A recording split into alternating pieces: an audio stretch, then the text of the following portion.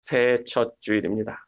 하나님께서 많은 복으로 우리를 축복하셨습니다. 아멘.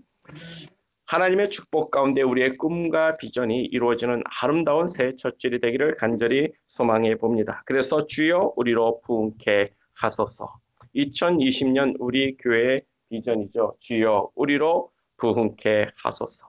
우리가 함께 만들어가고 성장해야 할 목표가 되고 있는데 우리 모든 삶의 부분에서 부흥이 일어나기를 간절히 축복합니다. 그 일을 위해서 우리가 힘써 기도하고 영적으로 도전을 해야 하는데 부흥이라 함은 우리의 삶의 모든 부분에 있어서 임프루브가 되는 것을 의미합니다. 작년보다 우리의 심령이 주 안에서 더 영적으로 성장하는 것이고 작년보다 우리의 삶의 질이 더 임프루브 되어지는 것이고 작년보다 우리 교회가 양적, 질적, 영적으로 더 좋아지는 것 그것이 우리가 2020년을 바라보는 부흥이고 꿈이고 비전이 되고 있습니다. 송구 영신 예배 때 이 꿈을 이루어 나가기 위해서 우리가 믿음의 선한 싸움을 싸워야 한다고 말씀을 드렸어요. 하나님께서는 이미 이 성경 말씀을 통해서 우리들에게 축복의 약속을 다 주셨습니다. 그리고 이제 이 축복을 취하는 것은 바로 우리의 몫이라고 우리의 자비라고 이야기를 하는 거예요. 우리가 하나님의 말씀을 순종하고 하나님의 명령을 지키는데 우리가 선한 싸움을 싸우면 우리가 강성해질 것이요. 그리고 나가서 싸우면 승리는 따온 단상이란 말씀입니다. 그래서 2020년 우리가 하나님의 말씀을 믿고 영적으로 우리가 도전을 해야 하는데 우리가 믿음의 선한 싸움을 싸우고 도전할 때 하나님께서는 여러분들을 강하게 하시고 여러분들이 취할 복을 능히 취할 수 있도록 하나님께서 허락해 주실 줄 믿습니다. 그래서 신앙도 결국은 나가자 싸우자입니다. 우리가 믿고 하나님을 믿고 나가서 싸울 때 우리의 복을 취할 수 있는 거지 그냥 앉아서 주여 믿습니다만 아니라는 거예요. 우리의 삶의 순종으로 하나님의 말씀을 지키며 나아가면서 전진해 나갈 때 하나님께서 한 걸음 한 걸음 우리의 길을 열어주시고 축복하여 주실 줄 믿습니다. 이스라엘 민족이 바로 그렇게 축복을 받았습니다. 이스라엘 민족이 가나안 땅 하나님이 주시기로 한 그 작정된 그 땅을 그냥 거저 프릴리 기프트로 받은 것이 절대 아니란 사실을 우리는 성경을 통해서 알고 있어요. 하나님께서 이스라엘 민족들에게 이 가나안 땅을 너에게 주었다라고 그렇게 하나님께서 언약을 하시고 언약을 하셨는데 막상 그 땅을 어떻게 가졌습니까? 하나님께서 그 가나안 땅의 민족을 다 몰아내고 자 이제 니네 땅이라고 준 것이 아니라 자 이것이 너희 땅이니까 나가서 싸워라. 싸워서 취하라고 전쟁을 해서 그 땅을 뺏으라고 이야기를 하고 있다는 거예요. 그래서 그들이 그 가나안 땅 하나님이 주신 축복의 땅을 얻었다면 우리도 2020년에는 하나님이 하신 축복 우리에게 주신 그 축복을 믿음의 선한 싸움을 싸워 취하자는 건데 우리 교회 모든 성도님들이 하나님의 허락하신 그 복을 취할 수 있는 영적인 전사들이 되기를 간절히 축복합니다. 왜냐하면 하나님은 하나님이 하신 말씀에 대해서 신실하신 하나님이 되기 때문에 그렇습니다. 그래서 하나님이 하신 말씀은 우리가 믿고 순종하면 여기 있는 이 말씀이 우리의 축복으로 다가올 수밖에 없고 이 축복이 우리에게 주어질 수밖에 없다라는 거예요. 바로 오늘 본문이 그 말씀을 하고 있는 겁니다. 하나님은 그렇게 신실하다. 하나님은 신실하십니다. 하나님은 하나님이 하신 말씀에 대하여 신실하기 때문에 결코 우리는 망할 수가 없다는 시편 저자의 아주 간절한 소망이 되고 있다는 거예요. 그래서 오늘 본문 시편 89편은 시편 제3권의 마지막 챕터가 되고 있어요. 오늘로 시편 3권이 끝나고 다음 주부터는 신약에 있는 갈라디안서를 우리가 다시 강의를 하게 됩니다. 그리고 갈라디아서가 끝나면 다시 시편 제4권으로 돌아와서 이제 남은 시편을 다 강의하고 시편 강의를 끝맺고자 합니다. 그런 의미에서 여러분들이 다음 주에 오실 때 어떻게 하는지 알고 계시죠? 먼저 갈라디아서를 읽고 오셔야 돼요. 갈라디아서는 겨우 6장밖에 안 됩니다. 이 짧은 장이에요. 여러분들이 마음만 먹고 읽으면 15분이면 2번 다 읽고 올 수 있습니다. 여러분들이 갈라디아서를 읽고 와서 그 말씀의 내용을 다 알고 있는 상태에서 우리가 함께 말씀을 나눌 때 그 말씀이 우리에게 더 큰 은혜가 되고 새로운 도전이 될 줄 믿습니다. 오늘 본문 시편 89편은 에스라임, 우리가 말하는 이런 에스라임 말고요.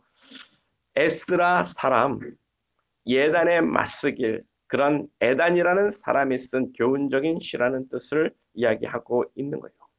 이 시편이 써진 시기는 기원전 586년경에 써졌습니다. 예루살렘 성이 이제 바벨론에게 다 멸망을 당하고 있는 그때에 이젠 소망이 없고 이제 우리는 망했다고 하는 그때에 이 시편 저자가 하나님은 신실하다고 하나님께 울부짖으면서 그 신실하심을 우리에게 보여달라고 기도를 하고 있는 거예요. 그렇게 나라가 망하던 시기에 시편 저자 에단은 하나님의 언약과 하나님의 약속에 대한 하나님의 신실함을 노래하고 있습니다. 즉 하나님은 하나님이 하신 말씀에 대하여 신실하신 하나님이라고, 나라가 망해가면서도 그 하나님의 언약의 신실함을 붙들고 그 하나님의 약속이 자신들에게 이루어질 것을 믿고 주여 도와주시옵소서라고 소망을 했는데 불행하게도 자신의 눈으로는 그 하나님의 신실함을 보지 못했어요. 그래서 시편 끝부분에 가면 시편 저자 에단은 좌절하고 있습니다. 탄식하며 있습니다. 울면서 주여 당신의 신실함은 어디에 있습니까? 하면서 시편을 마무리를 짓고 있는 아주 절망적인 시편이 되고 있는 거죠. 지난주 시편 80시편은 절망에서 절망으로 끝나는 시편이었다면 오늘 본문 시편 88편은 그래도 하나님의 신실하심을 바라보면서 그 하나님의 신실함이 자기의 삶에 이루어지기를 소망하는 것 가운데 슬픈 마음의 시가 되고 있는 거예요. 그래서 과연 하나님은 신실하신 하나님이신가? 우리가 한번 생각해 보자라는 겁니다. 첫 번째로 시편 저자는 하나님의 언약을 소망함으로 하나님의 신실하심을 찾고 있어요. 본문 3절과 3절에서 이렇게 말씀합니다. 주께서 이르시되 내가 나의 택한 자와 언약을 맺으며 내 종 다윗에게 말하기를 내가 너희 자손을 영원히 견고케 하며 너의 왕위를 대대에 세우리라 하였다 하셨나이다. 하나님의 신실함은요, 하나님이 하신 말씀, 하나님이 주신 언약에 있습니다. 하나님께서 하신 그 말씀과 언약을 바꾸고 변개하면 하나님은 신실하신 하나님이 아니에요. 하나님은 믿을 수 없는 하나님이 되는 겁니다. 하나님은 거짓말쟁이가 되는 거죠. 그래서 하나님은 그런 말을 들을 수 없는 하나님이기 때문에 하나님은 자신이 한 말에 대해서는 책임을 지고 분명한 신실함을 우리에게 주고 있는 하나님이 되신다는 거예요. 그래서 하나님의 말씀은 뭐요? 반드시 이루어지는 말씀이고 그 말씀이 성취되어지고 그 말씀의 능력은 좌우의 날쌘검과 같다라고 성경은 이야기하고 있습니다. 또 온 세상이 그와 같이 하나님이 가라사대 하나님이 말씀하시니까 그 말씀대로 창조되어졌다라고 하나님의 말씀의 능력과 그 신실함은 하나님의 말씀의 능력 가운데서 이루어지고 있다라는 거예요. 그래서 태초에 말씀이 하나님과 하셨고 태초에 말씀이 하나님과 계셨으며 태초에 그 말씀이 곧 하나님이었더라. 말씀과 하나님이 동일시되고 있다라는 거예요. 한번 생각해 보세요. 이 세상의 임금도 말만 하면 다 종들이 다 이뤄냅니다. 야, 만리장성을 세워라 그러면 왕은 꼼짝 안 해도 만리장성이 세워지고 있는 거예요. 왕이 말하기를 야, 한강의 물을 다 퍼다 날아라 막아라.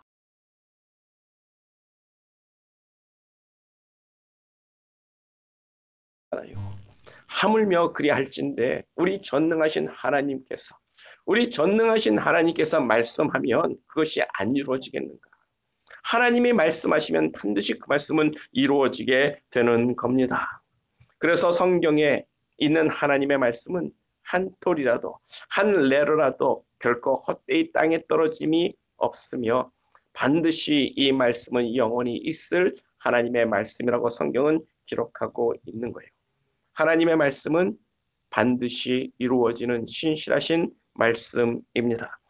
그래서 나라가 망하는 그때에도 시편 저자는 하나님께서 다윗에게 하신 그 맹세 언약의 말씀을 붙들고 신실하신 하나님을 간절히 소망하는 거예요. 하나님께서 다윗에게 이르시기를 내가 맹세하노니 내가 너의 자손을 영원히 견고케 하시겠다고 언약하지 않았습니까? 또 다윗의 왕위를 대대에 세우시겠다고 말씀하지 않았습니까? 그런데 지금은 어찌된 일입니까? 하나님의 그 신실함이 어디에 있습니까? 그 신실하심으로 우리를 지켜달라고 시편 저자가 간구를 하고 있는 건데 맞습니다. 하나님은 사무엘하 7장 16절에서 그와 같이 언약하셨어요. 너의 집과 너의 나라가 내 앞에서 영원히 보존되고 내 왕위가 영원히 견고하리라. 그러면 이 말씀대로라면 이 하나님의 말씀대로라면 이스라엘은 망할 수가 없습니다. 아멘. 망하면 안 되는 거예요. 이스라엘은 바벨론에게 망할 수 있는 그런 나라가 절대로 아닙니다. 왜입니까? 하나님께서 너의 나라를 견고하고 영원히 보존하겠다고 하나님이 언약하셨기 때문에 반드시 이스라엘이라는 이 나라 다윗의 왕권은 정말 견고하고 영원해야 되는 거예요. 그렇다면 우리가 생각해 보자는 겁니다. 과연 하나님은 자신의 이 한 말에 대해서 신실하신 하나님이신가? 우리가 한번 생각해 봐야 합니다. 그리고 또 두 번째로 시편 저자는 하나님의 신실하심을 하나님의 전능하심에서 하나님의 능력에서 소망을 갖고 있어요. 시편 저자가 살던 그 시대는 신본주의 사회입니다. 하나님, 신, 자기들이 섬기는 신이 바로 능력이고 전부인 사회예요. 그 나라의 신이 곧 그 나라의 힘이었고 어느 신이 강하냐에 따라서 그 전쟁의 승패가 갈라지는 시대입니다. 그런 의미에서 시편 저자는 하나님의 전능함이 곧 하나님의 신실하심의 이유라고 말씀을 우리에게 이야기하고 있는 거예요. 왜냐하면 힘이 없으면 약속을 지킬 능력이 없습니다. 내가 너를 지켜줄게라고 했는데 나보다 더 센 놈이 오면 지켜줄 수가 없잖아요. 그래서 시편 저자는 하나님의 그 전능함 속에서 하나님의 신실함을 찾고 있는데 본문 6절에 이렇게 말씀을 하고 있어요. 대저 궁창에서 능히 여호와와 비교할 자 누구며 권능 있는 자 중에서 여호와와 같은 자 누구리일까? 바로 이겁니다. 바로 이거예요. 여기서 궁창이라는 것은 하늘의 하늘 즉 모든 우주 유니버스를 통틀어 말하는 건데 즉 이 세상의 모든 하늘의 권세 잡은 자들이에요. 하늘의 권세를 잡은 자들 즉 신적인 존재들 중에서 누가 과연 여호와와 비교할 수 있겠는가? 비교 대상이 없습니다. 하나님이 하늘을 지으신 분인데 그곳에 정말 자기네들이 터전을 삼고 권세를 잡았던 그런 신들이 있어봤자 하나님께서 그 하늘을 둘둘둘둘 말아서 다시 없애버리면 다 사라지는 존재들 아닙니까? 감히 하나님과 같은 여호와 하나님 같은 존재에게 비교될 대상은 아무도 없다라는 것을 시편 저자가 분명히 우리에게 말씀을 하고 있는 거예요. 그래서 7절 이후로 보면 하나님은 모든 존재들보다 더 두렵고 놀라우신 어썸갓이라고 말씀을 하고 있는 겁니다. 여호와는 만군의 하나님이라고 이야기합니다. 전쟁에 능하신 하나님이라고 합니다. 모든 군대의 최고가 되신 하나님께서 이 세상의 군대를 능히 컨트롤하고 물질르고 죽일 수 있는데 그 결과로 바다를 통제하시는 거예요. 바다를 통제하시는데 라합을 살육했다라고 이야기를 합니다. 여기서 라합은 이집트를 이야기하는 거예요. 하나님께서 그 홍해 바다를 컨트롤하시는데 그 홍해 바다를 갈라서 이집트의 최고 강한 군대를 다 그 홍해 바다 속에 수장시켜 버리신 하나님이라고 이야기를 하는 겁니다. 이런 능력의 하나님이 다윗과 언약하시고 다윗의 왕위를 대대로 세우시고 다윗의 자손을 영원히 견고케 스트롱하게 하시겠다고 하셨는데 이까지 바벨론이 무슨 대수냐고. 하나님은 자신의 언약을 지키사 능히 우리를 구원할 수 있는 하나님이십니다. 시편 저자는 그렇게 언약과 하나님의 능력 가운데서 하나님의 신실하심을 찾고 하나님께 울부짖고 있는 거예요. 하나님은 우리의 방패시요 능력이시라. 그래서 26절 여호와가 나의 아버지이시고 나의 하나님이시며 나의 구원의 바위시라. 아멘. 여기서 굳이 무엇을 우리가 이야기할 필요가 있겠습니까? 하나님은 능히 자신의 약속을 지키시고 자기 백성을 구원할 능력을 가진 하나님이라는 거예요. 우리가 그런 하나님의 전능하심 속에서 하나님의 신실하심을 찾고 그 신실하심을 바라는 것 가운데 우리의 소망과 꿈을 하나님께 둬야 할 줄 믿습니다. 그리고 세 번째로 중요한 것이 그런 전능한 하나님은 우리의 죄악 때문에 우리의 부족함 때문에 우리의 나쁜 모습 때문에 하나님의 언약을 폐하시는 그런 변덕스러운 하나님이 아니라는 것을 신실함으로 들고 있는 거예요. 하나님께서 이 세상 사람들 우리들과 말하자면 아브라함과 노아와 이삭과 다윗과 다른 사람들에게 언약하시는 이유가 여러분 뭐라고 생각하십니까? 다윗이 하나님께 주여 나에게 언약해 주세요. 내 왕위가 견고해지고 내 나라가 영원할 것을 하나님 약속해 주시옵소서. 그래서 하나님이 약속해 줬습니까? 아니죠. 그런데도 불구하고 하나님은 우리들하고 약속하는 걸 좋아하십니다.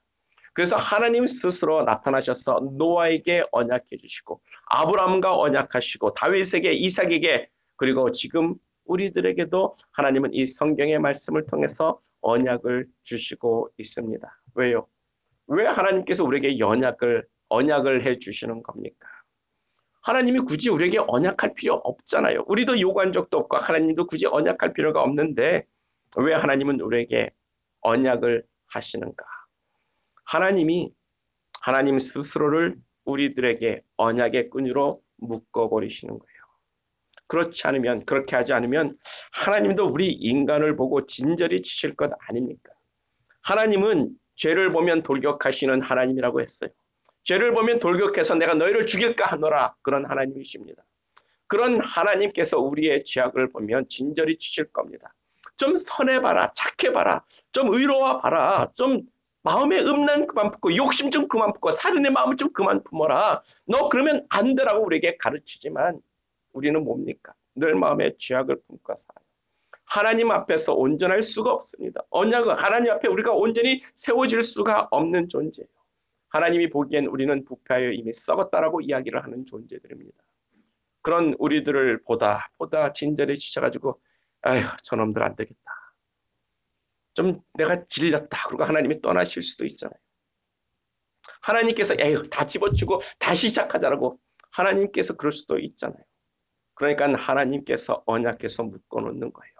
언약으로 말미암아 자기의 그런 분한 마음으로 너희들 떠날까 봐 우리와 같이 자신을 묶어버리는 것이 바로 언약이 되고 있는 겁니다. 언약을 통해서 하나님을 우리 자신에게 꽉 묶어버려서 우리가 부족하고 우리가 죄악을 짓고 우리가 하나님을 떠나도 그 언약 때문에 하나님께서 우리를 끌고 가시게끔 하나님 스스로를 우리에게 묶어놓으시고 우리의 구원을 우리의 영생을 우리의 축복을 하나님께서 약속하시는 거예요. 아멘. 그 언약은 하나님이 주신 구원은 취소될 수가 없는 겁니다. 예수를 영접한 우리들은 반드시 하나님의 자녀가 되는 권세를 받게 돼 있어요. 왜냐하면 말씀에 예수 그리스도를 영접하는 자는 하나님의 자녀가 되는 권세를 주시겠다고 하나님이 약속해 놨기 때문에 예수를 믿는 자라면 하나님께서 반드시 그 사람을 하나님의 자녀로 하나님이 만드셔야 되는 겁니다. 그래서 우리의 구원은 우리의 의지가 아니라 하나님의 언약 속에 있기 때문에 보장이 되는 것이고 그 하나님의 언약 속에 우리의 영원한 생명이 보장되어 있기 때문에 우리는 반드시 하나님의 자녀로 천국 백성으로 서게 될 줄 믿습니다. 이런 언약이 하나님의 신실함의 기초가 되는 줄 믿습니다. 그래서 본문 30절에서 38절에 이렇게 말씀하는 거예요. 만일 그 자손이 내 법을 버리고 내 규례를 행치 아니하며 내 율례를 파하며 내 계명을 지키지 아니하면 버리는 게 아닙니다. 대신 내가 지팡이로 저희 범과를 다스리며 채찍으로 저희 죄악을 징책하리로다. 그리고 33절 나의 인자함을 그에게서 다 거두지 아니하며 나의 성실함을 패하지도 아니하며 내 언약을 패하지 아니하며 내 입술에서 낸 말씀과 언약도 변치 아니하리라. 아멘. 이게 바로 하나님의 신실하신 언약의 능력이라는 거예요. 하나님은 신실하십니다. 아멘. 이번 우리가 하나님을 떠나도 불순종해도 하나님은 우리를 버리지 않겠다는 거예요. 왜냐하면 하나님이 언약했고 하나님이 선택했고 너는 내 것이라 했으니까 결코 하나님께서 입으로 한 그 말을 절대로 파하지 않겠다. 변치 않겠다라고 말씀하시는 거예요. 하나님이 선택한 백성, 너는 내 거야라고 선택했는데 우리가 하나님 나 싫어라고 그러고 떠나간다면 하나님의 그 선택이 얼마나 초라한 겁니까? 전능하신 하나님이라고 했는데 자기가 선택한 것 하나 지킬 수가 없고 가질 수가 없다면 하나님은 전능한 하나님이 아니라 무능한 하나님이 되시는 거예요. 하나님이 여러분들을 선택하고 넌 내 거야. 넌 내 거니까 반드시 넌 나와 함께 있어야 되라고 우리를 선택하여 부르셨는데 우리가 하나님 나 하나님 싫습니다라고 우리가 나갈 수 있을까? 아니죠. 하나님이 선택하여 여러분들을 찍어서 넌 내 거라고 성령으로 인증금까지 했는데 성령으로 인인을 쳤는데 우리가 그 하나님의 손에서 빠져나갈 수가 없습니다. 우리가 발버둥을 쳐도 하나님이 끌어오는 거예요. 넌 내 거니까 반드시 와야 돼. 그것이 바로 하나님의 영원한 고집 속에서 우리를 구원하시는 하나님의 은혜와 신실하심이 되는 줄 믿습니다. 그 하나님께서 이스라엘이 너희가 범죄하고 너희가 내 규례를 파하며 내 곁을 떠날지라도 내 인자함을 내가 다 없이 하지는 아니할 것이며 다시 내가 너를 징치하고 때려서라도 내 것으로 만들어서 내 언약을 파하지 아니하겠다. 아멘. 그것이 얼마나 놀라운 은혜입니까? 우리는 날마다 죄를 짓고 하나님을 거역하는데 하나님이 선택하고 넌 내 거라고 그러고 성령으로 인침을 줘서 하나님께서 결코 변개치 아니할 우리의 구원을 언약을 약속해 주신 하나님. 그 하나님을 우리가 찬양하고 그 하나님의 신실하심을 믿고 우리는 오늘도 기도해야 되는 겁니다. 그래서 결론이 다윗의 자손이 견고할 것이요 다윗의 왕위는 해같이 내 앞에 있을 것이며 영원히 견고케 되리라. 이것이 이스라엘의 운명이에요. 이스라엘이 참 하나님을 거역한 나라입니다. 그렇죠? 이스라엘이 하나님을 되게 거역한 나라예요. 그래서 되게 두들겨 맞습니다. 채찍에 맞아 등이 상하고 깨져도 결국은 다시 일어서는 하나님의 백성이 되고 있는 거예요. 그것이 바로 하나님의 신실함인데 말라기서를 보면 우리가 말라기서를 강의할 때 그때 우리가 들었지 않습니까? 바로 내가 너희를 다시 일으켜 세우는 것. 이것이 하나님이 이스라엘을 사랑한 증거라고 말씀을 하고 있어요. 말라기서를 보면 하나님께서 이스라엘에게 이렇게 말합니다. 내가 너희를 사랑했노라. 그러니까 이스라엘 사람들이 이제 바벨론에서 풀려나가지고 간신히 살고 있는데 하나님께 대질문하는 거예요. 질문하는 겁니다. 하나님, 그러면 하나님이 우리를 사랑한 증거를 좀 보여주시옵소서. 뭘 어떻게 사랑했는지 좀 보여달라고 이야기를 하는 거예요. 그러니까는 하나님께서 내가 너희를 사랑했는데 그러고 보니까 할 말이 없는 거예요. 아니 이스라엘을 사랑해서 가나안 땅에 들어왔는데 이 가나안 땅에서 이스라엘이 두 나라로 쪼개져서 북이스라엘 남유다로 나눠졌는데 북이스라엘은 아수르 민족에게 멸망돼가지고 완전히 사라져버렸습니다. 근데 남유다가 남았는데 그 남유다도 바벨론에게 사로잡혀 가가지고 겨우 10만 명만 살아서 돌아왔어요. 그러니까 지금 이 말라기서에 있는 이 이스라엘 민족이 나라의 반쪽에 하도 두들겨 맞아가지고 반쪽이 돼가지고 결국 이 요만한 나라가 돼가지고 지금 있는 거예요. 하나님도 그 나라를 보고서 내가 얘들을 어떻게 사랑했다라고 말해야 될지 하나님이 모르시니까 하나님도 답답하니까 하나님이 뭐라고 하시는지 압니까? 봐라, 니들 에돔을 봐라.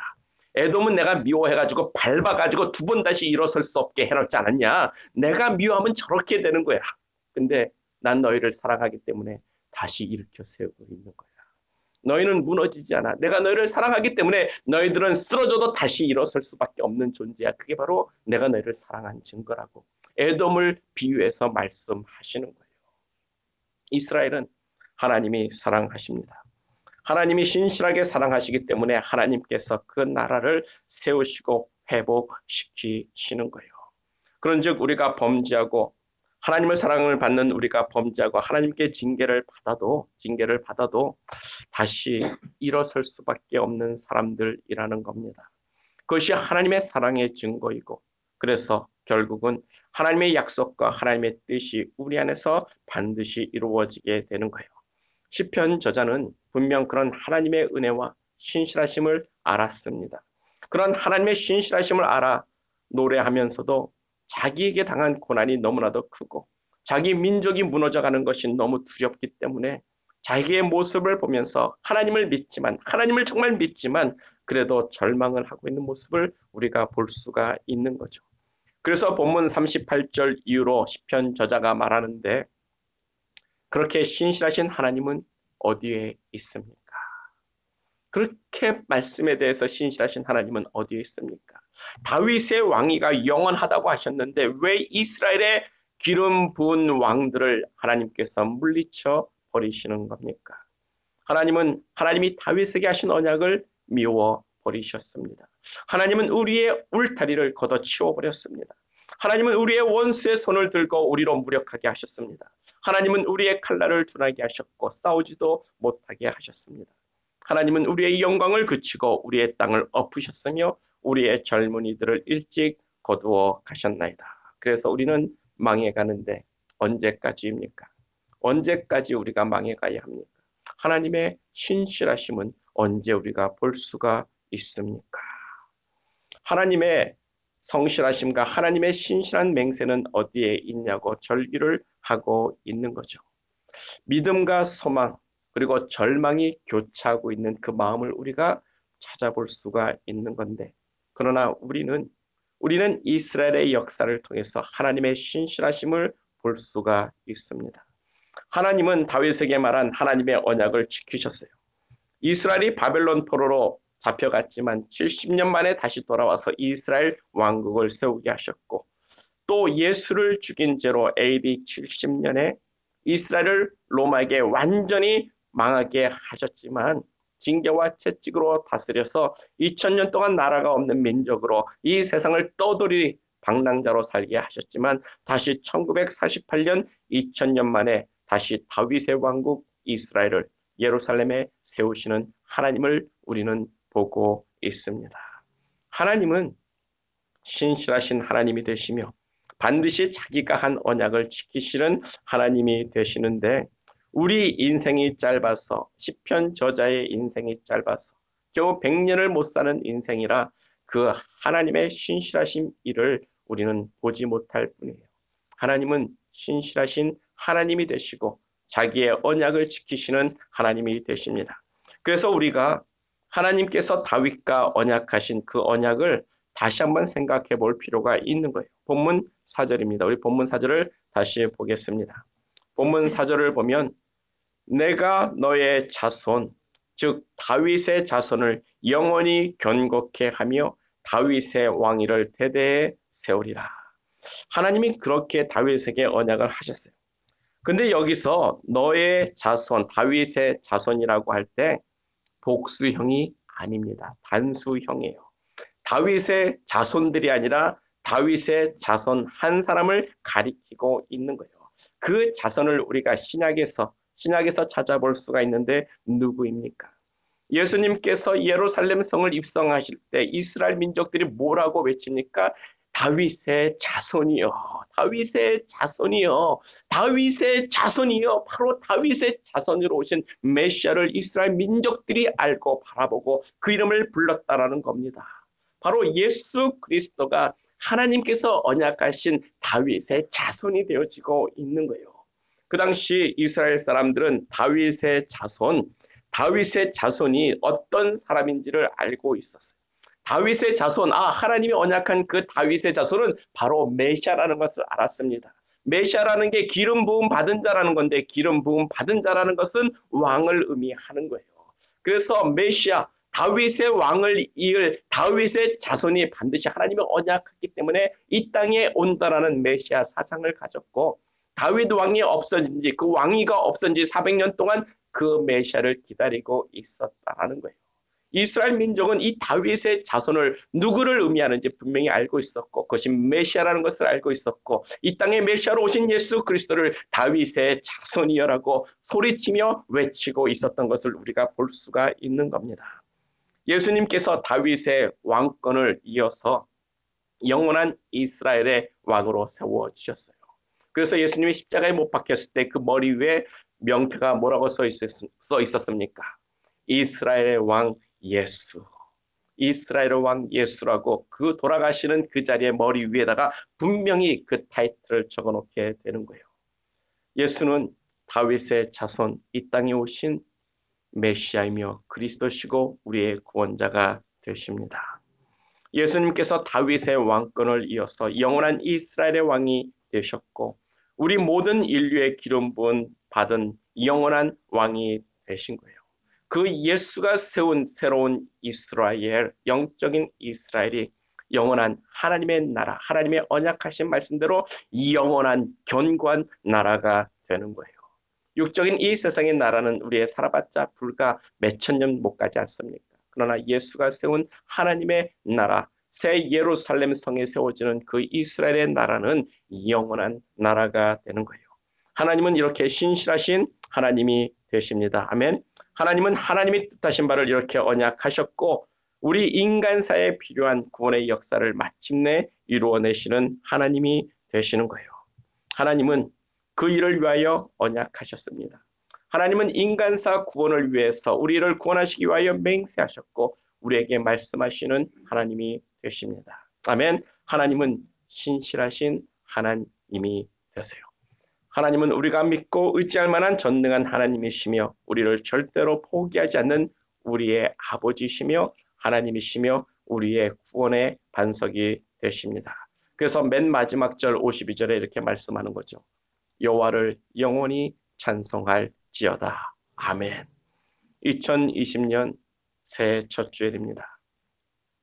말씀하셨고 언약하신 신실하신 하나님을 의지합시다. 우리에게 복 주시는 하나님을 의지하고 믿어 영적인 도전이 있는 해가 될 수 있기를 소망합니다. 그래서 내게 부응케 하소서. 내 가정을, 내 교회를, 내 사업을, 내 삶의 질을 모든 면에서 하나님 나를 부응케 하소서. 하나님께서 여러분들의 삶 속에 우리 교회 가운데 부흥의 역사를 주실 것을 믿습니다. 다 같이 기도하겠습니다. 잠깐 기도합니다.